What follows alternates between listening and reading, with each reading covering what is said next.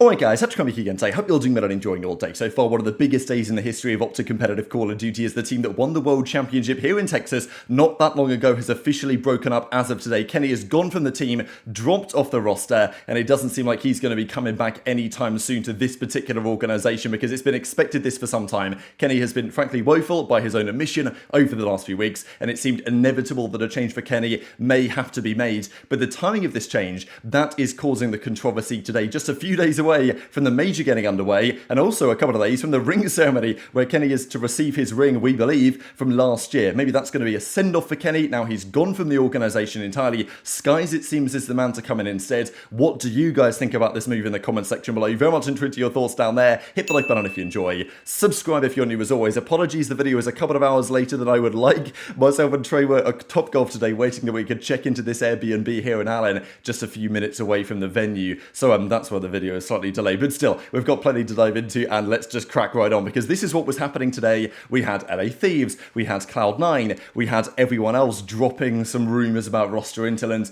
you know, this was first kind of doing the rounds last night. There was some talk about OpTic potentially making a change, and I didn't necessarily think it was actually going to happen today, but that's exactly what has today transpired. So we had Breaking Point, we had, you know, CDL Intel tweeting about, oh, what's going on, mind blown, something's happening. The Flank tweeted about it as well. Obviously, JoeDeceives was giving his thoughts on what this might potentially look like, but I think it was pretty obvious that, yeah, OpTic were going to do something, but what that something was, and also why now, is still the topic of much discussion today. Fellow then tweeted this out, probably the fourth or fifth one of these he's done this year, so as soon as I saw this, I was like, okay, it's probably not Fellow then, given the possibilities. But okay, if you'd have told me a couple of days ago that OpTic were going to make a change before the major, first of all, which is remarkable in its own sense, let's be honest. I don't know if this was catalyzed by the 0.3 that Kenny had against LA Thieves, but it's difficult to imagine that it wasn't on some level, because OpTic looks like they were going to stick it out.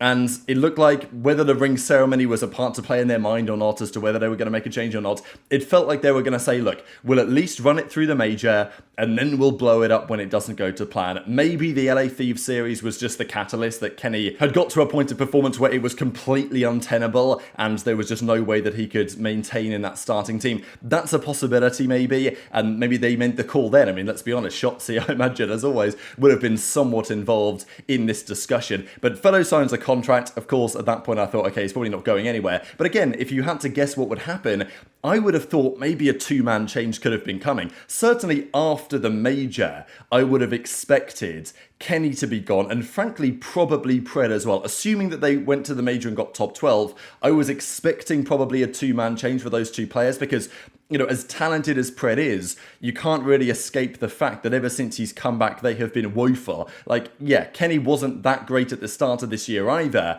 but with Hook in the team, they were the #1 seed, and they won loads of online matches going into the major. And okay, the major didn't really go to plan, but you know, frankly, it's been since Pred's come back where things haven't gone to plan. Not to say it's entirely Pred's fault, it's clearly not, and I think it's not worthy of underestimating the fact that Kenny has been playing like the worst player in the league, and any upgrade on that should be beneficial right now, regardless of how valuable I think Kenny is and has been, and maybe can continue to be as a player. But if you'd have told me they're making a change, I'd have said, oh, Hook makes a lot of sense maybe, bring him back in. Of the players that are available, Hook was definitely right up there, but they decided, at least for now, that Pred is going to stay, and they're making a one-man change for the major, and that man is going to be Kenny. As OpTic say today, a true world champion in and out of the game. We're grateful for the leadership and the legacy that you've built with OpTic. Thank you, Kenny. And that is, you know, that's not going to the bench. That is the tweet that OpTic do when he's been dropped off the organisation entirely. OpTic don't really do the bench nowadays, so this isn't a massive surprise. But, you know, he's obviously not played well enough lately to justify this situation. I also am not sure when he found out about this.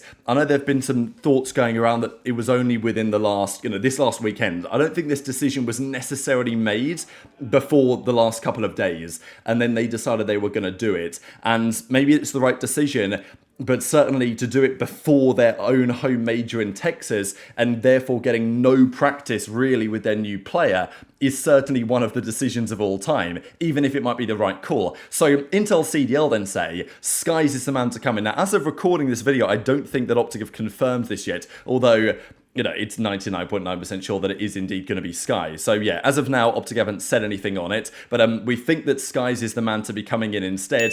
And it's very interesting, right? Skyz, I mean, remarkable to think that he was benched from Gentlemates, a team that OpTic are actually better than, like surprisingly, at the moment after beating them the other day.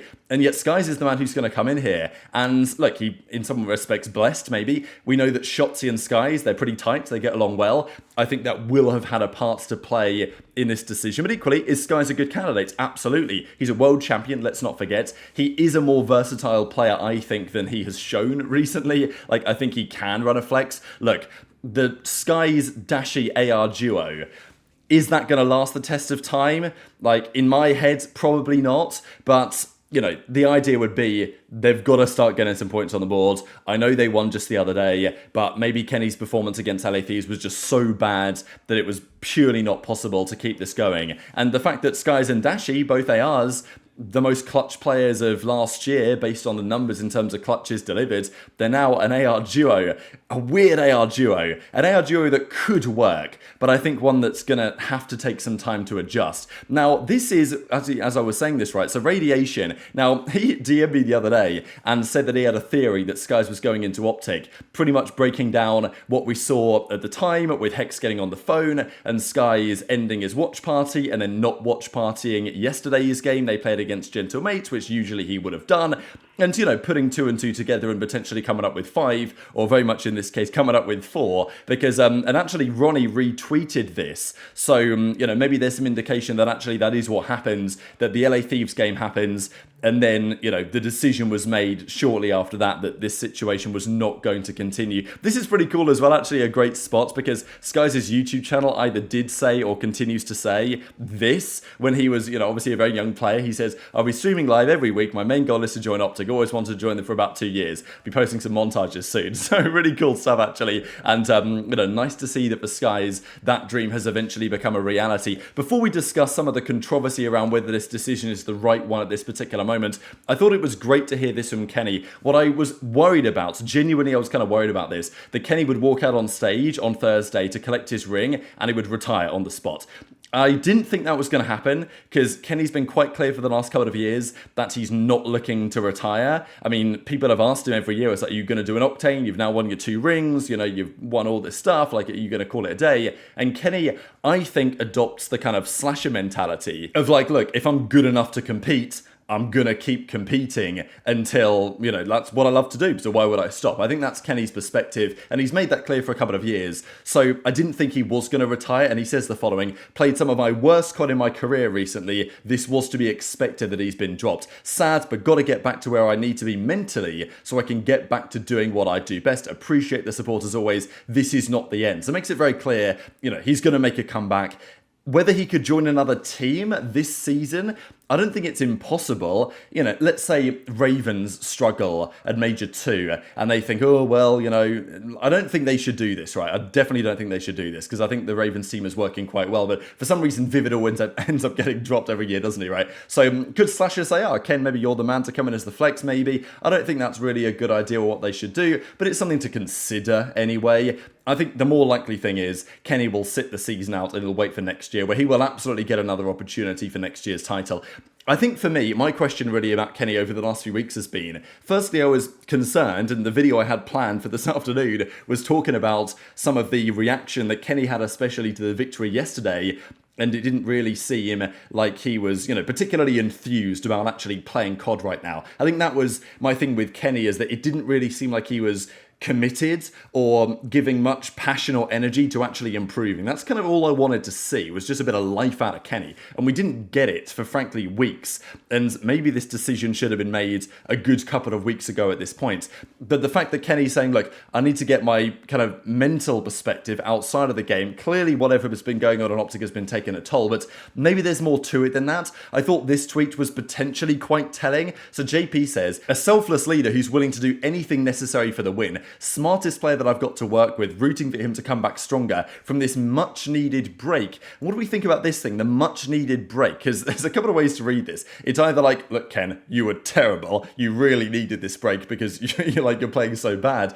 That's one read. Or the second read is that Kenny, as he even describes himself mentally, has maybe just been going through a difficult time. Maybe in the game, maybe out of the game, maybe both, right? I mean, possibly both right now. And JP is like, look, he needs a break right now. It's a much needed break and he'll be back stronger and likely not with OpTic. Still, what Kenny achieved with OpTic was legendary, right? I mean, he was brought into this team to win them the World Championship that they'd not won for the previous 7 seasons. And it wasn't just Kenny that did it, right? Obviously, Dashy, Shotzzy and Pred most certainly played their part. But Kenny played his part too in forming a roster and a chemistry and a culture that was capable of winning the World Championship for the Green Wall.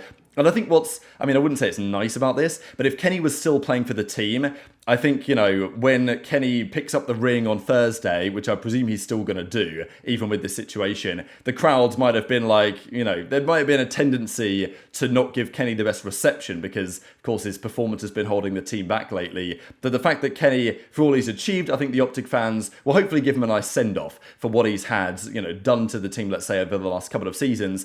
But obviously recently it just wasn't working out. So there's lots of talk about whether this is the right call. I think the main question is, as Octane describes, the timing of this decision, right? Like, to do it now is the controversial piece. Waiting this long because, we've been saying now for probably a month that something big had to change. Whether that was a role change, a coaching change, or whatever, something had to change. They changed the rooms, right? For example, that was something they could have considered.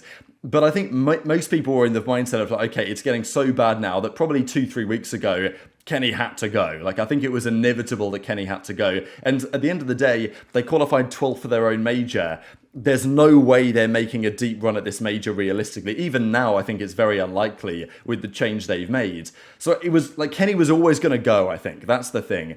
He was always going to be gone after the major anyway. So the decision to wait this long and then now pull the trigger and bring in Skyz just a couple of days before, it is certainly a decision of all time. But, maybe there's a honeymoon phase involved. Maybe Skyz can come in and get the job done. Aches was in the chat kind of discussing how he thinks it's a huge mistake from OpTic to make the decision they've done in, with the timing, right? Methods gave his thoughts as well and said, look, Ken was playing real bad, so it's sensible making the change. And I don't disagree with that. But the timing is where people are going to have their questions. Look, the reality is, this is the decision that has been made. Will Skyz come in and make an impact? I think he will make an impact. Is it going to be enough for the team to turn it around? Because they're probably going to play the Minnesota Rocker in the first round of losers. As we discussed earlier today, it could be FaZe, and good luck with that if Rocker somehow beat FaZe in the first round. But it's probably going to be Rocker. And if they win that, they either play Gentlemates, Toronto, or Cloud9. Again, a difficult series. And they're going to go in with, a day or so of practice. But I think that Skyz is a world champion. He's a winner. He's a good communicator. And I think he's going to be a positive force on the team with what they presently need. Because clearly things internally, with the way that Kenny was going through it, weren't really ideal, to say the very least. So I think it's probably the right decision, but maybe the right decision at the wrong time. And just to keep in mind as well as we close out the video here, this is not the only piece of roster drama that seems to be going on right now. So, there's rumours that Kenny was gone, and there's also rumours that certainly after the major, we will see one team seriously blow it up. I will say, my understanding as of this present moment is that this team is quite possibly the Falcons, with what we saw earlier today with the Looty thing and Clayster potentially taking over that top position. It feels like, and frankly this may have also been inevitable, that after Major 2, if the Falcons hadn't won a series by Major 2, I wouldn't have been surprised if there was a decision made even before the season to say, look, if we haven't won a series by Major 2, it's time to blow it up. I think that may be what is happening. Whether Falcons Kenny could become a thing, that'd be a storyline. But just something to keep in mind, that after this event, rumour has it, Falcons are going to be fielding a roster which has, let's say, a greater potential than they have presently exhibited. But very much intrigued to your thoughts on all of this stuff in the comment section. Like, as I say, apologies for the slightly later upload here. I try and get the emergency videos done as soon as possible. But yeah, after this one, go check out the Kenny documentary we did on the Breaking Point page, because we hit the absolute perfect timing for that. I know there was a comment in it where I mentioned how Kenny's never been dropped in his career, and as soon as I said that when I was doing the voiceover and writing the script, I was like, this is going to backfire at some point. So I put in the little bit where I said to date, and turns out today was the date where everything decided to kick off. So as I say, hit the like button, subscribe, all that good stuff. Take care, and I'll see you next time.